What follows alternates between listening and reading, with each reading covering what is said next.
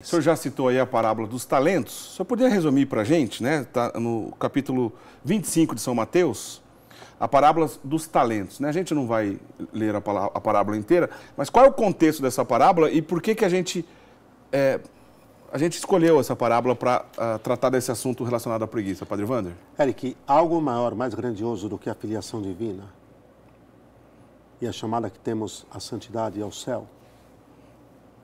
Agora, olha o tamanho do amor de Deus por nós, a ponto de dar o seu próprio Filho. E para que nele, como dizia São Tomás, para que nele nós vivamos. É dado isso de São Paulo, não? Quando ele fala que nele somos, nos movemos e existimos, e São Tomás desfia isso com toda a força.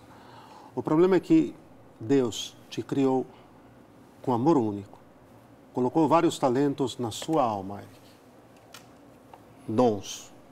Aqui não estou falando dos dons do Espírito Santo propriamente, mas várias qualidades. Tá. E depois, vou mais longe agora, Eric. Já imaginou o que é o valor infinito de cada... Infinito porque é Deus. De cada comunhão sacramental.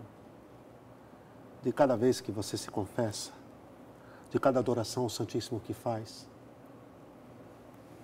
E como é que não progride? Como é que não caminha? Como é que não avança na conversão pessoal? O que acontece é que a parábola dos talentos está lançando um alerta sobre a correspondência, sobre a resposta que damos a Deus. Se a resposta de sinceridade, de luta frequente, constante, buscando mesmo, Eric, eles vão frutificar. Vão frutificar em conversão pessoal, vão frutificar em laboriosidade, em mansidão, em pureza. Bom, façam essa experiência, peguem no Evangelho de São Mateus e no Evangelho de São Lucas as bem-aventuranças. Estupendo. O caminho da cura às doenças espirituais está lá. Está lá. Cada uma das bem-aventuranças é o antídoto contra um vício, Eric. Interessante. Contra o orgulho, contra a avareza, a luxúria, a ira, a gula, a inveja e a preguiça. Está muito claro. São Tomás definiu muito bem isso. Ele fez um paralelo excepcional. São Tomás, hein? Se alguém algum dia quiser arriscar, quem sabe até lá na frente também fazermos um programa sobre isso, Eric. O paralelo entre as bem-aventuranças, entre os frutos, os dons e os frutos do Espírito Santo. Os dons, entendimento, ciência, sabedoria, conselho, piedade, fortaleza e temor de Deus. Repetindo, entendimento, ciência, sabedoria, conselho, piedade, fortaleza e temor de Deus. Não sei nem se está na ordem clássica, mas estão aqui. Os frutos, dentre os quais os três primeiros, a caridade, a paz e a alegria. E depois aí vem a longanimidade, a continência, a mansidão e assim por diante. E as bem-aventuranças. Eric, o paralelo que faz São Tomás entre os três é, como diria um grande sacerdote, é uma delícia. Te convence do caminho. Agora, quando você enterra o amor que Deus vai colocando em você, se amando mais a si mesmo do que a Deus e ao próximo.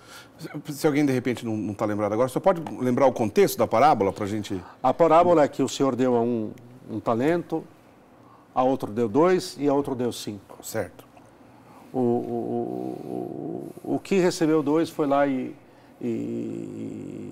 angariou mais 2. O que recebeu 5 foi lá e angariou mais 5. Multiplicou. E o que recebeu 1 foi lá, enterrou o talento e disse, olha, é melhor devolvê-lo como está e eu não vou correr risco. Essa expressão é, Eric, eu não vou correr riscos. Deixa ele quietinho aqui. Nós falamos do bloco anterior, né? Não é comigo. Não é comigo, não vou me meter nisso, não é minha história, tá? Foi dado, mas eu não vou. Pega aqui de volta, ó. Senhor, pega aqui de volta, eu não estou afim. E aí é interessante, Eric, porque a condenação do Senhor, que deu os talentos, é associar ao adjetivo de mau, o adjetivo de preguiçoso. Aqui não é servo mau e avaro, Aqui não é nem servo mau e orgulhoso, aqui não é servo mau e luxurioso, aqui é Eric, é servo mau e preguiçoso. Só para ficar bem claro, está São Mateus 25, versículo 26. São Mateus capítulo 25, versículo 26, onde está claro essa expressão, servo mau e preguiçoso. Servo mau e preguiçoso. Servo mau porque é indiferente. Servo mau porque olhou somente para si. Servo mau porque tinha uma infinidade de possibilidades diante de si abertas e enterrou-as, Eric. É o indiferente, é aquele que sofre de umbiliquismo, aquele que sofre de umbiliquismo. E nisso tudo ainda tem um detalhe. Nosso Senhor completa, porque a quem muito foi dado, muito será cobrado. E a quem tem será dado mais ainda. E ao que não tem, Eric, vai ser-lhe tirado até o pouco que tem. Normalmente, há um ditado popular que tem tudo a ver. É o Bossi que falava que Deus escreve certo por linhas tortas, né, Eric? Esse adágio vem dele. Agora, por que eu estou dizendo isso? É um paralelo muito simples, Eric. Olha aqui. Quando você quer que alguém faça algo que você precise que faça, a tendência é quem já é muito sacrificado, quem já é muito... Ou seja, quem é ocupado. O desocupado não vai ter tempo nunca. Agora, tão pouco eu estou justificando, hein? A ser tarefeiro, ser agitado nas suas ocupações, ser ativista, Eric, não significa não ser preguiçoso. É outro lado da moeda isso, porque, né? Vamos lá. Porque eu faço o que eu não devo fazer. Ah, interessante. Eu não quero fazer o que eu devo e eu vou substituindo para me tapear. Bom, isso é fundamental o que o senhor disse, porque dá a impressão que a pessoa pode se esconder através de um ativismo. Não só na vida espiritual, mas na vida espiritual isso é claro, sim, né? Sim. Mas os exemplos seriam para qualquer área, né? Tudo. Todo ativista, Eric, ele é um preguiçoso. Todo ativista, ele é um preguiçoso. Na medida em que ele demonstra que ele está fugindo daquilo que são as suas responsabilidades. E ele vai criando outras. É o perpétuo nunca estar onde se deve estar e fazer o que se deve fazer. Só que ele cobre isso com uma maquiagem, ele cobre isso com uma máscara do quê? De agitação, de azáfama, de tareferismo. Oh, Padre Wander, eu não sei se é o exemplo adequado, mas me veio à mente aqui agora, o senhor me corrija se não for adequado. Mas, por exemplo, isso pode acontecer até mesmo disfarçado de uma retíssima intenção. Alguém, por exemplo, pode estar nos assistindo e dizer assim, olha, eu sou pai de família, tenho minha casa lá, meus filhos, a minha esposa, mas eu tenho que fazer meu trabalho na igreja. Então, de segunda-feira eu estou no grupo X, de terça-feira eu estou no grupo Y, de quarta-feira eu vou ajudar na igreja, quinta-feira eu não posso faltar, sexta-feira... Quer dizer, passa a semana toda na igreja, o que aparentemente é um motivo nobre, bonito. Olha que bonito, está ajudando, é um grande servo. Mas negligenciando as suas atividades de pai de família dentro de casa, né? A criança com saudade do pai e crescendo com aquela ideia. A igreja tira meu pai de casa, né? E assim por diante. Poderia ser um desses exemplos de alguém que está se escondendo e no fundo é preguiçoso? Olha aqui, mas é enorme. Olha, eu tenho que ter cuidado que eu sou pároco. Senão vão achar que eu estou desautorizando e desincentivando as pessoas a cooperarem na paróquia, etc. Mas isso tem que se dosar. E às vezes fazer pouco, mas fazer bem. Fazer pouco, quantitativamente falando, mas fazer bem, e depois ir assumindo conforme Deus permitir. Mas qual que é a primeira obrigação que se tem para quem assumiu o matrimônio? A santificação do próprio lar. Eric, aqui é um outro tema, mas que tem tudo a ver a igreja doméstica. O primeiro, a santificação do próprio lar. É claro que você vai estar na paróquia para quê? Para buscar os meios de santificação, onde vai buscar essencialmente a sua força espiritual, no santo sacrifício da missa, recebendo a Santíssima Eucaristia e se confessando. Está na cara. Mas eu vou contar uma historinha que ilustra bem isso. Não sei se é uma piada ou se é uma historinha, Eric, mas que mostra bem isso. Diz que um certo dia, o pessoal de um desses institutos de pesquisa estatísticas foi fazer pesquisas numa determinada região, meio que IBGE. E aí tocou a campainha de uma casa, só que o trabalho deles esticou e já era fim de tarde, início de noite. Aí uma criança de uns 10 anos abriu a janelinha e disse, pois não. Gostaríamos de falar com os donos da casa. E a criança, meio que inocente, falou, não, papai e mamãe não estão aqui. E era uma segunda-feira, Eric. Mas não, eles estão na igreja. Porque hoje tinha reunião da pastoral de eventos. E amanhã eles vão estar? Não, amanhã eles têm os vicentinos. E na quarta? Na quarta-feira eles têm o terço das famílias. E na quinta? Na quinta eles têm o grupo de oração. E aí já estavam coçando a cabeça e perguntaram, mas e na sexta? Na sexta eles têm a pastoral das crianças. Que coisa. Então, eu entendi o zelo do senhor, porque é uma linha que a gente não pode confundir.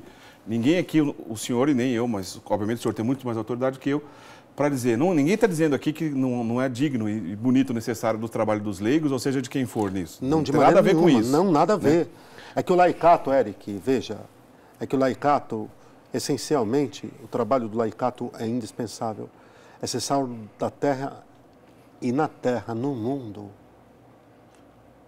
Não é olha, os párocos não fiquem bravos comigo, hein? Senão depois vai ter aí uma multidão de párocos bravos comigo. Não é se enfiar dentro de uma paróquia e deixar o lar à míngua. Não é se enfiar dentro, trabalhar em 5 pastorais, Eric, e profissionalmente ser um desastre. E no trabalho dar um mau exemplo do tamanho do mundo. E achar que porque trabalha em 5 pastorais está agradando a Deus e fazendo a vontade dele. O que eu estou falando só é de não criar uma esquizofrenia de vida. Uma ruptura, de não ter unidade. De ser aquilo que se é como filho de Deus, como esposo, como pai, como profissional e assim por diante. Esta é a matéria. Como educador, o que eu estou dizendo é que é preciso ser coerente. Eu posso deixar bem claro, essa minha vida é isso. Eu sou diácono permanente, né? Os nossos amigos aqui sempre nos correspondem conosco assim, não, eu sou diácono permanente, sou casado, né?